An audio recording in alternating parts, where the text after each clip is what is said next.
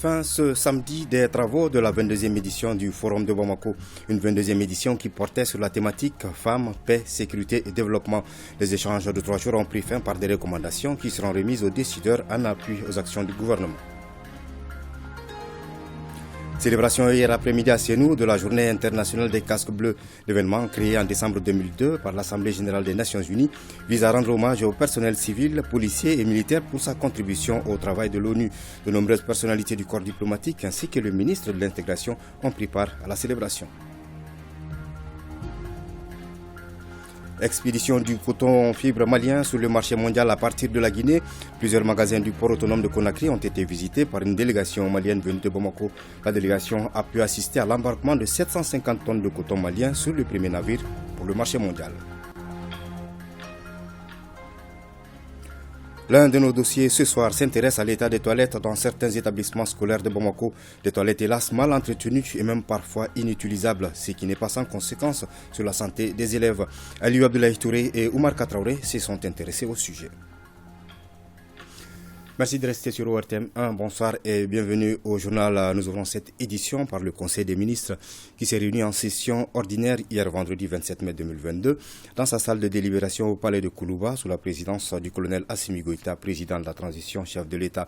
Après examen des points inscrits à l'ordre du jour, le Conseil a adopté un projet de texte, procédé à des nominations et entendu des communications. Au chapitre des mesures législatives réglementaires sur le rapport du ministre des Affaires étrangères et de la coopération internationale, le Conseil des ministres a adopté des projets de texte relatifs à la ratification de l'accord de prêt signé à Koweït City le 31 mars 2022 entre le gouvernement de la République du Mali et le Fonds koweïtien pour le développement économique arabe relatif au projet routier Sévaré-Gao, section Boré-Douanza. Par cet accord, le fonds accorde au gouvernement de la République du Mali un prêt d'un montant de 10 millions de dinars koweïtiens, soit 19 milliards 843 756 170 francs CFA environ.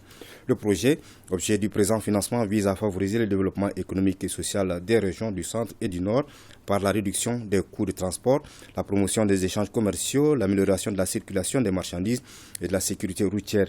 Il s'inscrit dans le cadre des efforts du gouvernement qui consistent à promouvoir l'essor économique du pays et la réduction de la pauvreté. Au chapitre des mesures individuelles, le Conseil des ministres a procédé à des nominations.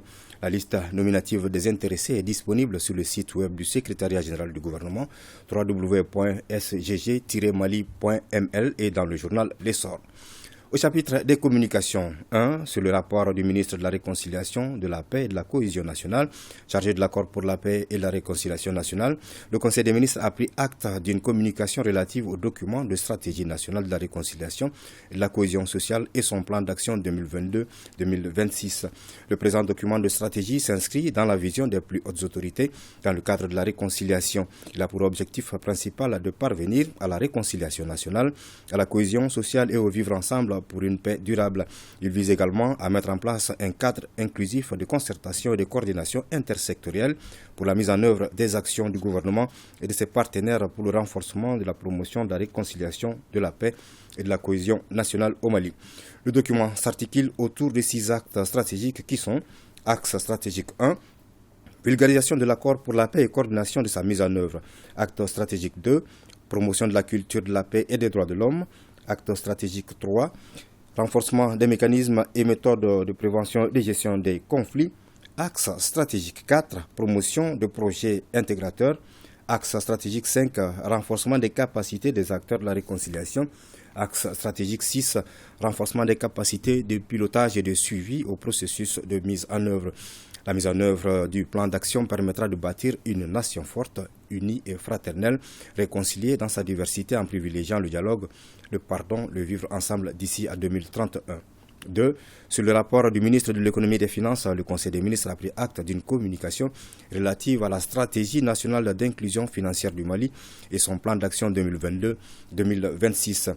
Les autorités de l'Union économique et monétaire ouest-africaine ont érigé au rang de priorité la promotion de l'inclusion financière des populations des États membres en adoptant une stratégie régionale d'inclusion financière. Cette stratégie vise, entre autres, à assurer l'accès permanent des populations à une gamme diversifiée de produits et de services financiers adaptés à coûts abordables et utilisés de manière effective, efficace et efficiente. Dans le cadre de sa mise en œuvre, il a été recommandé à chaque État membre d'élaborer une stratégie nationale d'inclusion financière SNIF en vue d'adapter celle de la sous-région aux spécificités nationales. La présente stratégie a été élaborée en cohérence avec le cadre stratégique pour la relance économique et le développement durable CRED 2019-2023. Sa mise en œuvre permettra de fédérer l'ensemble des initiatives déjà engagées au niveau national et sous-régional et de proposer des actes de développement impliquant l'ensemble des acteurs financiers afin de faciliter l'accès au financement du plus grand nombre. Le ministre de la Santé et du Développement social a informé le Conseil des ministres de l'évolution de la maladie à coronavirus, marquée par une diminution du nombre de cas testés positifs par rapport à la semaine précédente. Le président de la transition, chef de l'État, a cependant appelé la population au respect strict des mesures de prévention et de lutte contre la maladie. Le Premier ministre a reçu hier en audience des participants de plusieurs pays africains à la 22e édition du Forum de Bamako. Ces invités, composés majoritairement de femmes, sont venus affirmer d'une part leur solidarité au peuple malien et d'autre part échanger avec le chef du gouvernement sur le rôle que les femmes entendent jouer conformément au thème du Forum Femmes, Paix, Sécurité et Développement. Nous, Sissoko. Ces participants au Forum de Bamako 22e édition, reçus par le Premier ministre, sont des décideurs, entrepreneurs, étudiants, universitaires, anciens ministres. Ils viennent de la Guinée, du Burkina Faso, du Sénégal, du Cameroun, du Tchad et de France. Il s'agissait d'abord pour les visiteurs du jour d'exprimer leur solidarité au peuple malien qui fait face à des sanctions des organisations de la sous-région. Nous sommes là franchement avec une immense joie pour soutenir le Mali. Nous sommes les mêmes peuples et si nous sommes dans les mêmes situations politique, dans le même contexte politique, nous devons nous soutenir. La diaspora est mobilisée pour l'avenir du Mali et le développement du Mali. Le gouvernement a à cœur la problématique de la diaspora et en ce qui concerne spécifiquement la diaspora française, il a tenu aussi à nous dire que les peuples ne sont pas en guerre, les peuples ne sont pas fâchés. Effectivement, les autorités ont des divergences, mais ça n'enlève à rien l'amitié entre le peuple malien et le peuple français. Les femmes ont aussi sollicité l'accompagnement des pouvoirs publics afin de leur permettre de créer de véritables entreprises. Les femmes doivent vraiment envisager des entreprises de développement, de grandes industries aussi, pourquoi pas, pour réellement contribuer à l'épanouissement de tout le pays. Nous appelons vraiment à nos États d'identifier les femmes qui sont réellement dans l'entrepreneuriat et l'entrepreneuriat d'avenir, qu'ils puissent les appuyer, que nous ayons pas de crédit, parce que quand on a un crédit, ça veut dire qu'on doit rembourser. Mais nous voulons vraiment avoir des subventions pour parvenir à nos objectifs. On n'a jamais senti les Africains solidaires des Maliens plus que ces derniers mois. Parce qu'en fait, on s'est rendu compte que dans la conscience collective des Africains aujourd'hui, c'est comme si le destin de l'Afrique se joue au Mali. C'est comme une nouvelle libération. Partout, même dans les pays anglophones, ce qui n'est pas fréquent. Généralement, les problèmes des francophones, c'est entre eux, mais aujourd'hui, c'est toute l'Afrique qui regarde le Mali. Je voudrais ici, au nom du président de la transition, il m'a dit de vous saluer de façon particulière. Le Premier ministre a affirmé toute la reconnaissance du peuple malien à ses frères africains pour leur soutien au Mali dans ces moments difficiles. Les rideaux sont donc tombés ce samedi sur le forum de Bamako. Les échanges de 3 jours ont pris fin par des recommandations qui seront remises aux décideurs en appui aux actions du gouvernement. Trissa Kone.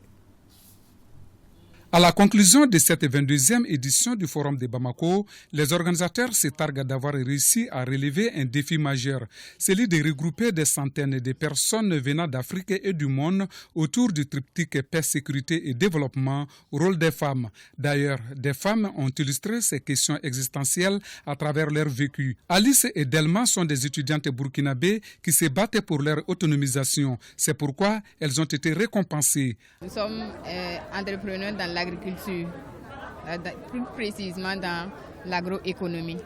Donc nous avons produit des feuilles d'amarante qui sont prisées dans notre pays. Tout comme ces jeunes filles, la première femme préfète du Mali a également été acclamée. Moi je suis arrivée dans le commandement en 2003, seule dame parmi 48 hommes. L'appropriation, m'adapter au commandement n'était donc pas facile. Moi, je venais de Bamako avec un capital d'expérience. Aujourd'hui, il y a plus de 30 femmes dans le commandement. En somme, le Forum de Bamako, au fil des ans, est devenu le creuset du savoir. Il permet non seulement d'influencer les politiques, mais se définit comme un espace de l'unité africaine. La première fois qu'on a eu des femmes venant de toutes les régions du Mali, et ça c'était assez important. Et elles ont demandé d'ailleurs qu'il y ait des forums dans chaque région. Vous voyez, donc cet engouement montre que le forum suscite des vocations et un intérêt. L'autre élément, c'est de voir la participation de beaucoup de pays africains et singulièrement la Guinée où la vice-présidente de leur Conseil national de transition est venue à la tête d'une forte délégation. Le Burkina Faso, avec leur ministre de la promotion de la femme et de la famille, et qui a carrément décidé qu'on tienne une prochaine édition du forum au Burkina Faso. Et les Camerounaises qui sont venues en nombre assez important et qui ont aussi demandé qu'on tienne des assises. Et enfin la Mauritanie, leur ministre a demandé qu'on puisse tenir aussi une édition du forum en Mauritanie. Et oui, l'homme intelligent fait de la femme un levier politique. Ainsi se referme la 22e édition du Forum de Bamako. Célébration cet après-midi à Sénou de la journée internationale des casques bleus. L'événement créé en décembre 2002 par l'Assemblée générale des Nations unies vise à rendre hommage au personnel civil, policier et militaire pour sa contribution au travail de l'ONU. De nombreuses personnalités du corps diplomatique ainsi que le ministre de l'Intégration ont pris part à la célébration. Nyanya Aliou Traoré, Aliou Touré. Ensemble, réussir la paix, le partenariat clé du progrès. C'est le thème 2022 de la célébration de la Journée internationale des casques bleus. Ici, au Mali, c'est le ministre des Maliens établi à l'extérieur et de l'intégration africaine qui a représenté le gouvernement. C'est l'occasion pour moi de souhaiter bonne fête à tous les casques bleus qui œuvrent inlassablement à l'avènement d'un monde meilleur et apaisé. Je voudrais, en cette mémorable occasion, et au nom de son Excellence M. Assimi Goïta, président de la transition, chef de l'État, renouveler à M. le représentant spécial du secrétaire général des Nations Unies, chef de la MINUSMA, M. El-Gassi Mouane, et à tous ses collègues, mes salueuses félicitations pour les actions que la MINUSMA entreprend dans la stabilisation du Mali et surtout par l'élan de solidarité déployé envers notre pays. Aucun chemin ne pourrait mener à la paix et au développement sans passer par un engagement collectif de tous. Nous, Maliennes et Maliens, nous nous engageons auprès des casques bleus des Nations Unies pour ensemble réussir la paix et nous demandons solennellement à nos autorités et aux partenaires du Mali une implication sans relâche pour qu'ensemble on puisse résoudre la crise et retrouver une vie de paix et de prospérité pour tous. C'est à Sénou, au siège de la MINUSMA, que la cérémonie a eu lieu. De grands moments d'émotion au rendez-vous, notamment ces témoignages rendant hommage au capitaine Tchandje Bahar, tombé à Aguelok en mission. La médaille Djaï à titre posthume lui a été décernée par le secrétaire général des Nations Unies pour acte de bravoure. Vous avez aussi et surtout le dépôt d'une couronne de fleurs à la stèle des morts à l'honneur des casques bleus. Il s'est déroulé en compagnie du petit Maxime, 6 ans, orphelin de père militaire, Fama. Étant à la MINUSMA depuis 2019, je peux dire avec aisance que je suis fier de nos casques bleus et convaincu que tous nos efforts vont déboucher sur l'instauration d'une paix durable au bénéfice de la population malienne. Hier, aujourd'hui et demain, nous poursuivrons notre mission avec détermination et étroite collaboration avec tous les partenaires civils et militaires présents au Mali. Une soixantaine de nationalités composent les casques bleus en poste au Mali. Le chef de la MINUSMA, El-Gassi Mouane, se référant au thème de cette édition, appelle les uns et les autres à se l'approprier pour faire avancer les lignes. Si beaucoup a été fait, beaucoup n'en reste pas moins encore à faire. C'est en nous appropriant pleinement le thème de l'édition 2022 de la Journée internationale des casques bleus, Ensemble pour la paix, le partenariat clé du progrès, que nous pourrons continuer à faire la différence. Cela implique une collaboration encore plus poussée avec tous nos partenaires, du plus haut sommet de l'État jusqu'aux acteurs du terrain, sans oublier les communautés. Une photo-exposition ainsi que la signature de la bâche en soutien de la paix, suivie d'un cocktail, ont mis fin à la cérémonie commémorative en présence de nombreuses personnalités du corps diplomatique. Plusieurs magasins du port autonome de Conakry ont été visités par la délégation malienne venue de Bamako pour assister à l'embarquement des balles de coton dans les bateaux. Ainsi, le premier navire transportant 750 tonnes de coton malien a pu quitter Conakry hier soir pour le marché mondial. Conakry envoie spécial de Goufana Traoré, Abdul Salam Bambara. Cette audience qui s'est déroulée sans l'œil des caméras a duré un peu plus d'1 heure. À sa sortie d'audience, le ministre du Développement rural a déclaré qu'il était porteur d'un message fraternel, de salutations, de félicitations et de remerciements du président de la transition, chef de l'État, le colonel Assimi Goïta, au président de la transition de la Guinée, le colonel Mamadou Doumbouya. Modibo Keïta a révélé que grâce à la clairvoyance et au soutien des autorités guinéennes, une partie des 30 000 tonnes exportables par le port de Guinée est déjà embarquée et a même pris la mer pour le marché mondial. La CEDEAO a pris une sanction pour essayer d'isoler le Mali. Les autorités guinéennes, en l'occurrence le président de la République de Guinée, a dit non, que la Guinée restera un lien entre le Mali et le reste du monde. C'est dans ce cadre qu'on est là aujourd'hui pour exporter notre production record de coton.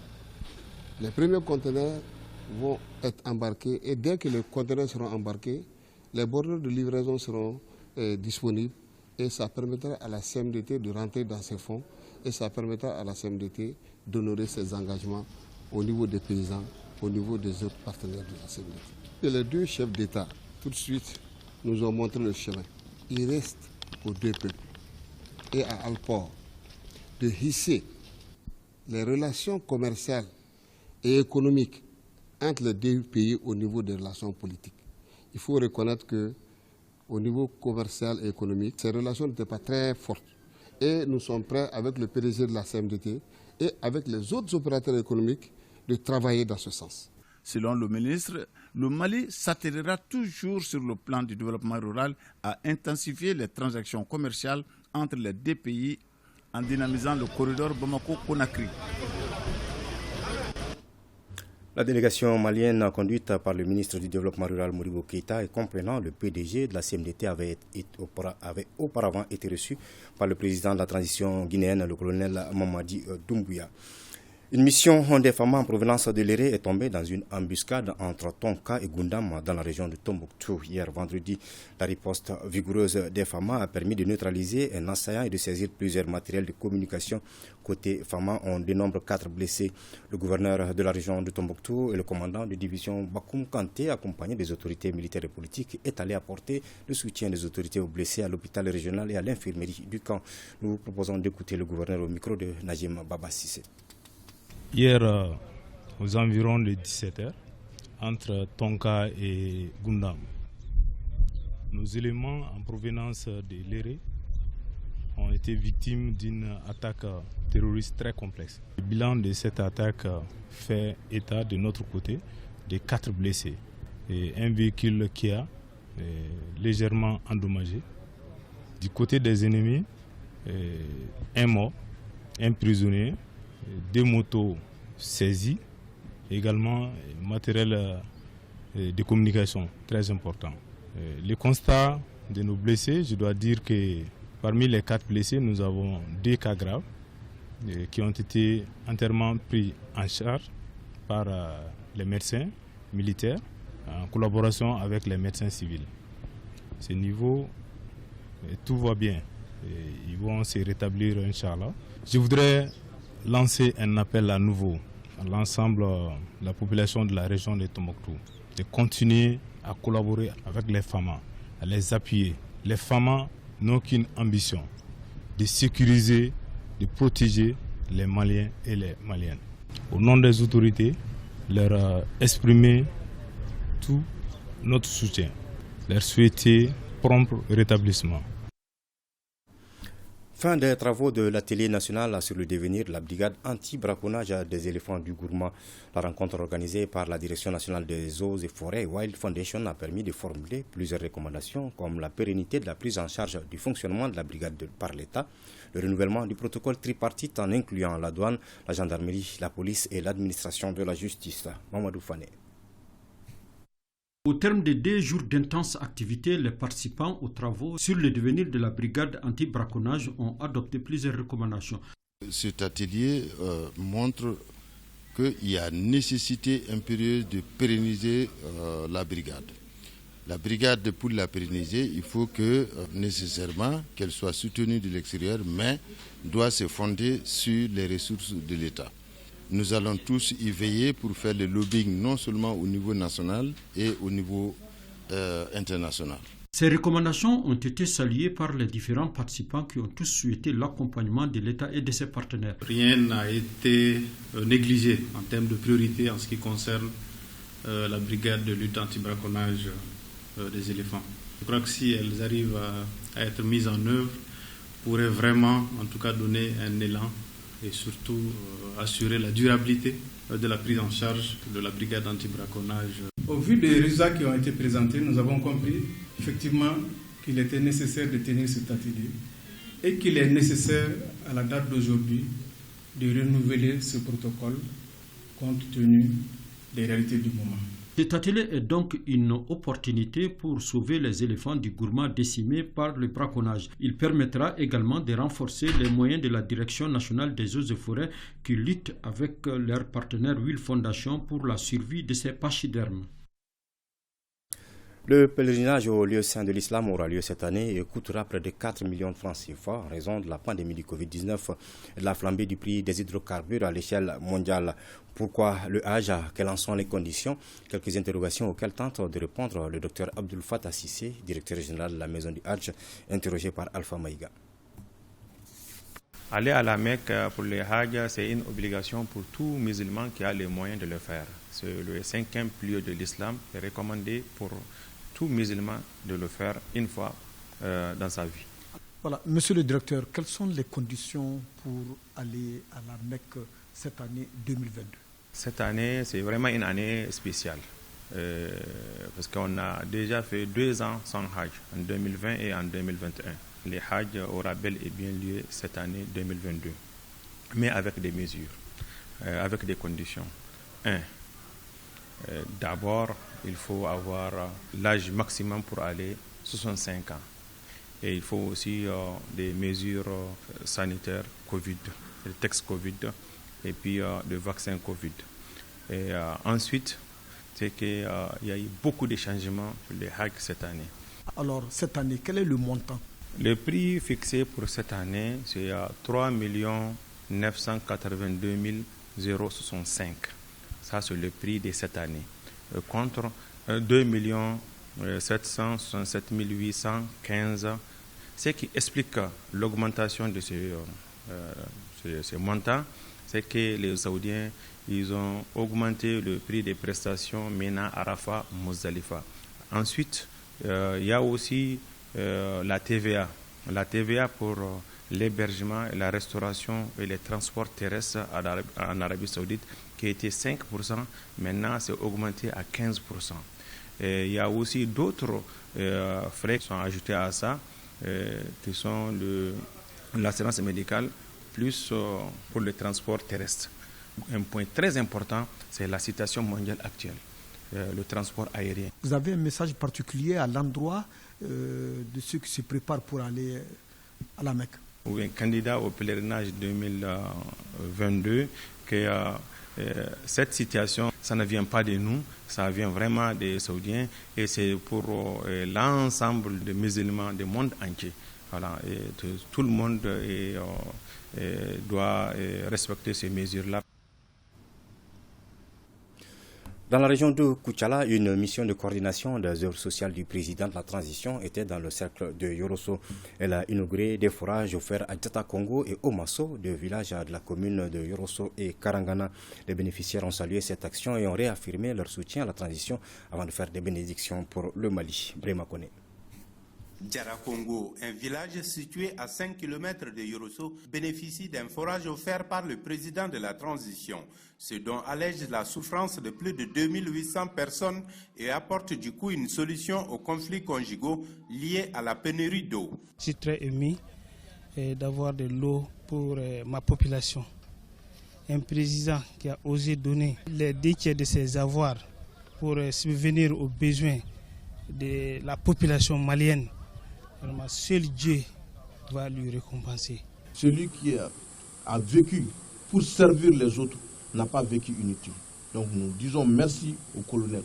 Nous chargeons Madame la conseillère spéciale de dire au président que nous sommes disposés vraiment à l'aider, toute la population de Yorosso, de l'aider pour le bon aboutissement de cette transition. Un autre forage inauguré est celui de Omasso, un village de la commune de Karangana. Ici, la particularité est que le château d'eau est installé à côté d'une maternité, toute chose qui contribue à améliorer la santé des populations. Il y a une maternité rurale ici, une maternité rurale avec une matrone qui fait plus de 100 accouchements par an, mais sans eau. Il est obligé d'aller chercher de l'eau à des kilomètres pour les besoins de la maternité. Donc avoir de l'eau à proximité, c'est une joie pour eux.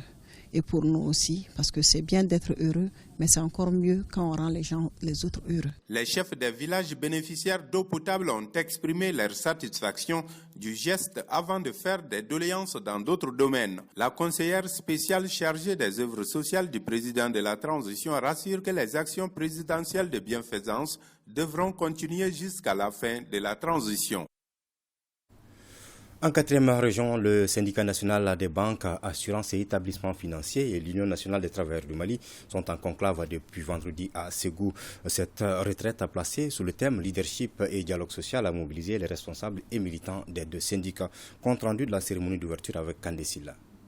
Ensemble, nous sommes forts, unis, nous vaincrons. C'est sous ce slogan que se déroule à Ségou la retraite stratégique du syndicat national des banques, assurances et établissements financiers du Mali, SINABEF, en tandem avec l'Union nationale des travailleurs du Mali, INTEM. Le thème retenu pour cette rencontre est leadership, dialogue social. Nous organisons ces séances de formation chaque année. Ça permet de consolider nos rangs et ça nous permet de faire le bilan. Un parcours qui a été très douloureux ces 2 dernières années, trop de grèves. Et essayer également de cultiver aujourd'hui ce qui est nécessaire, aller vers un apaisement surtout du climat social. La retraite de Ségou, qui regroupe les membres du bureau national des 2 syndicats ainsi que les secrétaires généraux des comités de base, sera mise à profit pour porter des réflexions sur le code du travail, le calcul du salaire et des différents droits des travailleurs. Il y a le SINABEF qui est dans ce genre d'exercice pour la 2e fois. Et le grand souhait, c'est que tous les syndicats nationaux empruntent vraiment cette voie parce que c'est des occasions de formation de nos militants et de nos militantes. Question de mise à niveau, la meilleure compréhension des responsables syndicaux par rapport à l'enjeu du moment, par rapport à les luttes que nous menons. Comme on dit, un syndicaliste mal formé, c'est un danger pour lui-même, pour l'administration et même pour l'État. Au cours de cette cérémonie de lancement, certaines personnalités ont reçu des trophées pour des efforts fournis en matière de syndicalisme. Parmi les récipiendaires, le secrétaire général de l'INTEM, Yacouba Katile. Mission de supervision du directeur général des routes en 3e région, les réalisations du projet de construction d'échangeurs, des viaducs et d'aménagement des voies urbaines de la ville de Sikasso seront prêtes pour fin 2022. Une promesse du directeur général des routes qui est allé faire le point de l'état d'avancement du projet dont les travaux ont coûté plus de 27 milliards de francs CFA. Compte rendu Moussokoro Sérémé, Amadou Dolo. Depuis janvier 2020, Sikasso est en plein chantier de réalisation en infrastructure routière dans la perspective d'améliorer la mobilité urbaine dans une région de plus en plus croissante en termes de population. Des travaux qui concernent la construction d'un viaduc et d'un échangeur de type trompette en 2x2 voies, ainsi que l'aménagement des 10 km de voies urbaines. Le directeur général des routes à la tête de cette mission de supervision vient se faire une idée des travaux en phase de finition. De façon générale, la qualité des travaux est satisfaisante. Nous sommes au début de l'hivernage, en fait. Donc, c'est des conditions supplémentaires qui influent aussi sur les cadences. Donc, en gros, il reste des travaux de finition. Ces travaux de finition portent essentiellement sur quelques zones à revêtir encore, quelques travaux d'assainissement qui restent et surtout les équipements. Nous pouvons dire après échange avec les différents intervenants dans les projets que nous comptons livrer ces projets au plus tard avant la fin d'année 2022.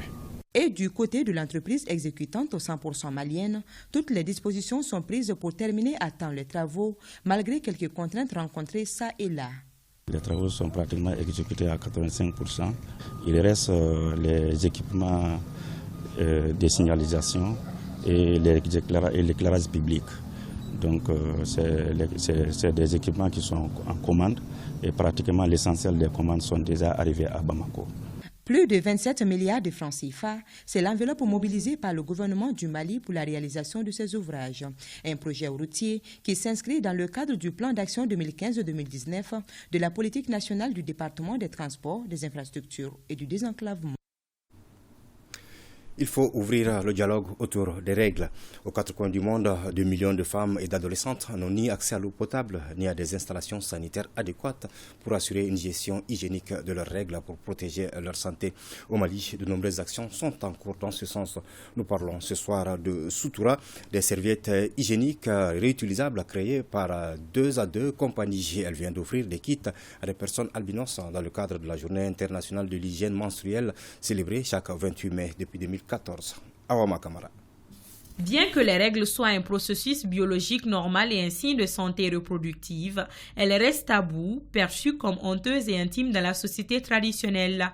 Ainsi, de nombreuses femmes vivent cette période intime avec angoisse. Je me sens beaucoup à l'aise avec le nouveau kit, même en période de chaleur. L'autre me dérangeait beaucoup. Il fallait d'ailleurs le changer plusieurs fois dans la journée. Djeneba peut vivre ses menstrues désormais sans gêne. Elle dispose son kit de dignité appelé Soutoura. Awa et Adam Drabo sont jumelles. Elles sont les copromotrices. Ces serviettes hygiéniques respirantes s'adaptent bien. Nous comptons à contribuer à la levée des tabous qui peuvent exister autour de la gestion des menstrues au Mali, afin de lutter contre les discriminations à l'école et de permettre l'accès à des protections périodiques décentes. Car encore au XXIe siècle, de nombreuses femmes, par manque de moyens, sont contraintes d'utiliser des morceaux de vieux paille, des chiffons ou des fois rien du tout pendant leur période de menstrues. Ainsi au Mali, pour ces millions de femmes, le cycle naturel devient vecteur de violence. Le moment est donc venu pour 2 à 2 compagnies de rompre le silence et passer aux actions de sensibilisation. Pour cette journée, les jumelles ont offert 325 serviettes aux jeunes filles et femmes de la faculté de la pharmacie, de la médecine de dentostomatologie, de Bolé Femmes et l'association Espoir pour les albinos. Le choix de cette couche n'est pas anodin. Les albinos, on le sait déjà, c'est une cible de population qui a une peau hypersensible. Donc du coup, nous allons mener avec eux un projet d'étude sur 12 mois pour voir leur sensibilité sur ces serviettes hygiéniques et les adapter. L'UNFPA appuie le processus afin d'éviter des expériences négatives aux femmes et aux filles. C'est une solution innovatrice par des jeunes filles maliennes entrepreneurs qui ont trouvé une solution durable pour justement donner la dignité à beaucoup de filles qui sont dans des contextes très difficiles. On pense par exemple à nos femmes qui sont au front, aux femmes. On pense à des centaines de déplacés, de femmes, de filles déplacées à cause de l'insécurité. Elles sont dans des camps aussi ou des sites où elles n'ont pas accès à l'eau, c'est difficile. Particulièrement, ça me réjouit vraiment en tant que représentant d'une agence des Nations Unies qu'on peut appuyer l'État et le gouvernement. Soutoura, en plus d'être simple à utiliser, permet également de réduire les déchets et aide donc le gouvernement dans la mise en œuvre efficiente de la politique nationale de protection de l'environnement. La pollution des protections hygiéniques représente un volume considérable et ces dernières mettent de centaines d'années à se décomposer et on ne parle même pas des impacts environnementaux liés à leur confection et leur composition. C'est le lieu pour moi de féliciter chaleureusement 2AD Compagnie qui s'attachent à trouver des solutions aux problèmes de gestion des déchets menstruels au Mali. Soutoura a été créée en 2019. Elle emploie 17 personnes, majoritairement de jeunes filles. La production journalière est estimée à 630 serviettes, soit à peu près 20 000 par mois. La finalité, c'est d'assurer davantage la santé de la femme en âge de procréation. Point Covid maintenant de ce samedi 28 mai 2022, 653 tests ont été réalisés par les services de santé, tests sur lesquels 6 cas positifs ont été détectés, 12 personnes déclarées guéries et 0 décès constatés à ce jour, 70 personnes sont sous traitement.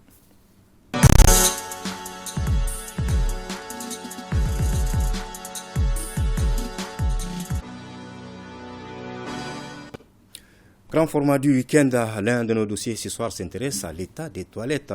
Dans certains établissements scolaires de Bamako, des toilettes, hélas, mal entretenues et même parfois inutilisables, ce qui n'est pas sans conséquence sur la santé des élèves. Attention, certaines images peuvent heurter la sensibilité. Aliou Abdoulaye Touré, Oumar Katraoui.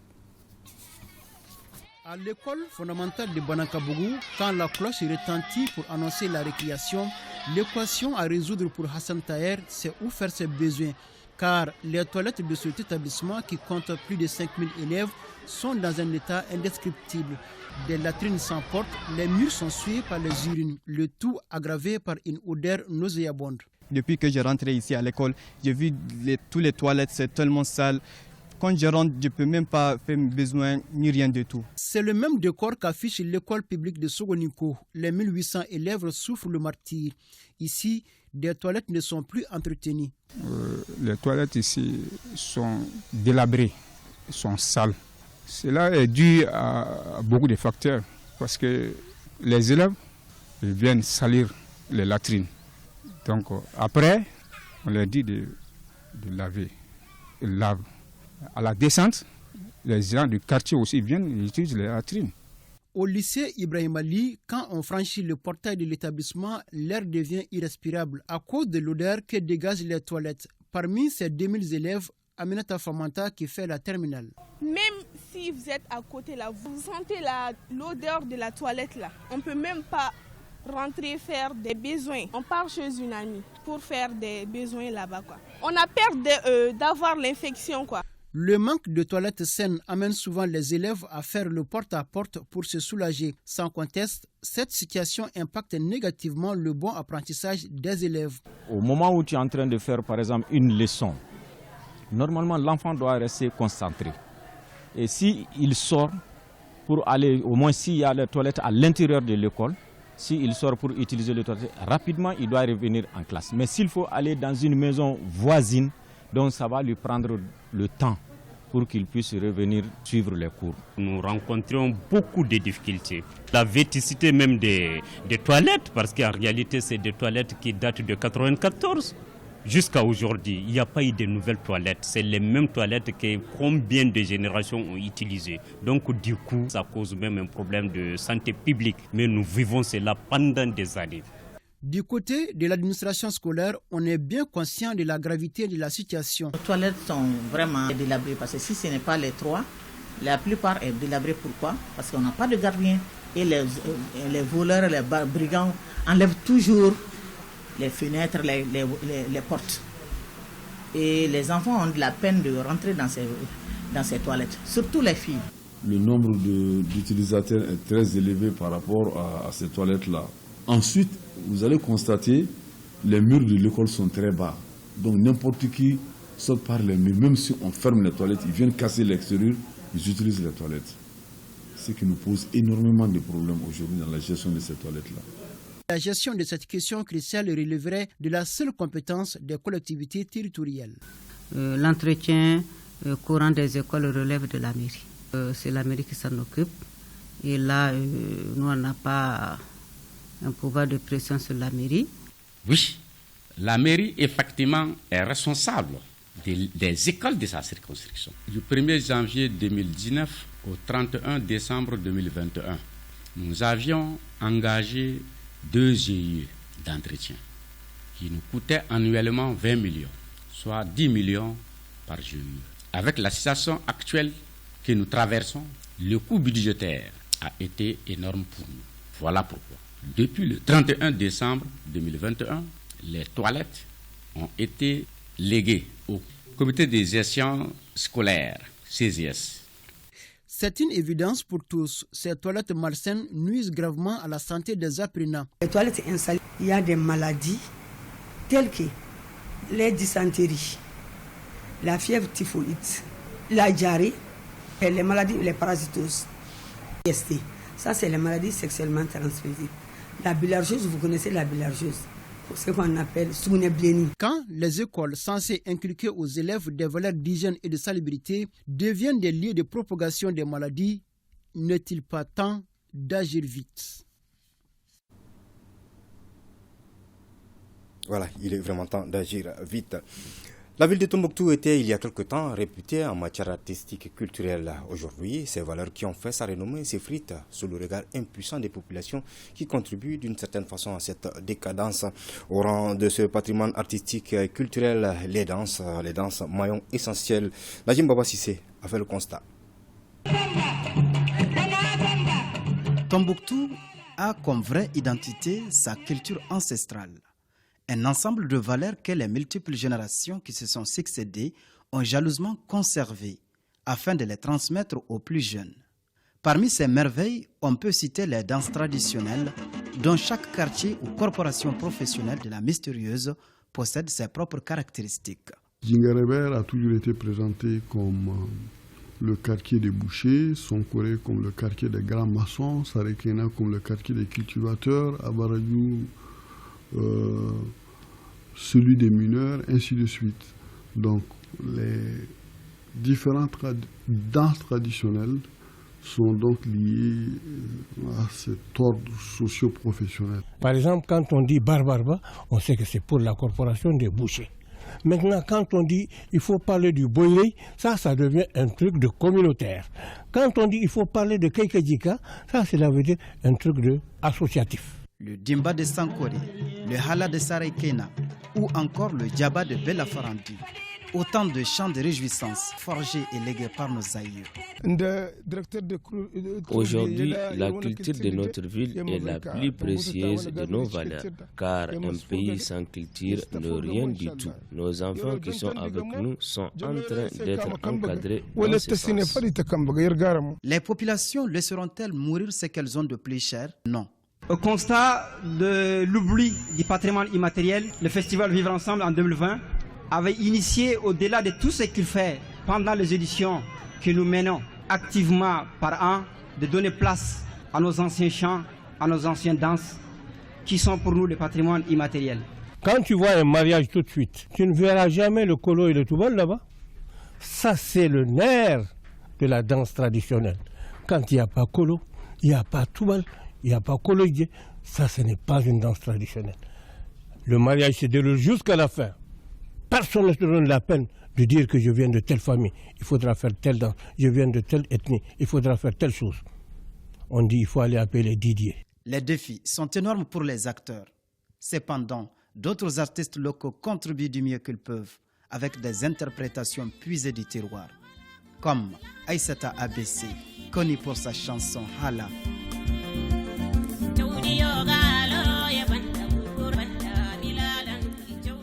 Ça, c'est une tâche municipale, parce que la municipalité ne doit pas laisser ses œuvres disparaître. Ils ont une commission culturelle. Cette commission doit prendre ça en charge.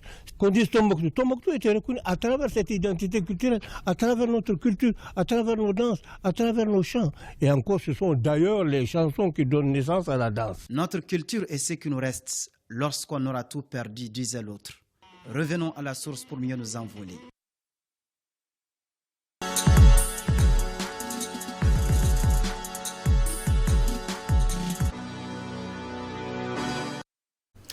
Sport Week-end à présent, l'événement en ce moment, c'est bien entendu la finale de la Ligue européenne des champions. Siragatou Sissé, bonsoir. Bonsoir Amara Maligallo. Liverpool est face au Real Madrid. Oui, le suspense est à son comble à la mi-temps déjà. Le score était de 0-0. La tension reste maximale. Les Espagnols du Real Madrid visent une 14e étoile. Les Anglais de Liverpool, eux, une 7e couronne. Qui de Carlo Ancelotti ou de Jürgen Klopp trouvera la formule, disons la bonne formule pour débloquer la situation? La réponse dans les minutes à venir. Et une finale qui a pris du retard en raison de... Tout à fait, 30 minutes de retard, oui. Voilà, donc il y avait certains supporters de Liverpool qui n'avaient pas accès au stade. Un peu de débordement. Il fallait recadrer tout cela. Tout à fait. Voilà, donc au plan national, c'est bien entendu le championnat national de Ligue 1 dans sa 26e journée. Oui, à domicile, l'Union sportive du Sec de Kita s'impose 2-0 face à Yele Olympique. Ici à Bamako, l'AS Real et l'AS Bakarijan de Barawili se séparent 1-1. L'AS Black Star de Badalabou et le CS Doubolofila se neutralisent 0-0. Hier, l'Union sportive de Bougouba a réalisé une bonne affaire en battant les 11 créateurs de Nyarela 1-0. L'USBO quitte la zone de relégation. LCBA monte doucement la pente, succès 1-0 sur la Somme. Demain, à suivre le choc au sommet de cette 26e journée entre le Stade Malien de Bamako, 3e, 39 points, et le Djoliba AC leader, 45 points. Coup d'envoi du match, 17h, au stade Modibo Keïta. À l'aller, les deux équipes s'étaient loupées, un but partout. On voit déjà les buts du match aller. C'est le score du Djoliba, l'égalisation du Stade Malien, et les deux buts sont similaires à Marama Legué. Oui. Vous avez commenté d'ailleurs ce match, c'était en janvier dernier, un but partout entre le Stade Malien de Bamako et le Djoliba AC. Merci Siragatou. On va donc boucler avec la 6e journée du championnat national de basketball. Oui, en série dames, le Stade Malien de Bamako cartonne l'Union sportive Miniankala de Koutiala 109-44. Le Djoliba AC bat Calaban Sport Club 75-57. L'AS Police gagne devant Atar Club de Kidal 66-45. Chez les messieurs, le Stade Malien de Bamako pulvérise le Tata National de Sikasso 105-57. Victoire d'Atar Club de Kidal sur l'AS Police 83-69. Et c'est tout. C'est ce qu'il fallait retenir. Donc voilà, donc avant de boucler, je rappelle que l'invité ce soir de l'émission Malikoura Tassira est le professeur Amadou Keïta, ministre de l'Enseignement supérieur et de la Recherche scientifique. Entretien à suivre à 21h15 pour la version en langue française et 22h pour la version en langue nationale Bamalankan. Rendez-vous à ne pas manquer sur l'ensemble du réseau synchronisé de l'ORTM et sur nos plateformes digitales. Voilà, c'est tout pour cette édition. Merci de nous avoir suivis. Bonsoir.